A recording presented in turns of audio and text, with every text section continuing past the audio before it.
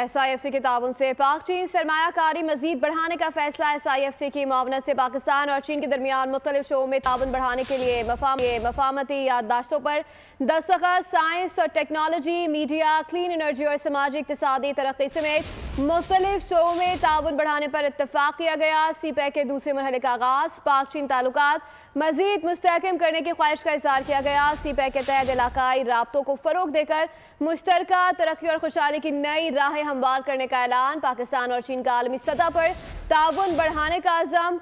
Intelligence sharing बढ़ाने पर इत्तफाक। SIFC के ताउन से दोनों मालिक अवामी रवाबित और सखावती तबादलों के जरिए ताल्लुकात को मजीद मजबूत करने का अज़म। पाकिस्तान का चीन से सरहदी सिक्योरिटी को मजीद बेहतर बनाने के लिए जदीद टेक्नोलॉजी और आलात खरीदने का फैसला। SIFC की सहूलतकारी से पाक चीन सरमायाकारी में इजाफा मुल्की मईशत के इस्तेहकाम का सामिन है।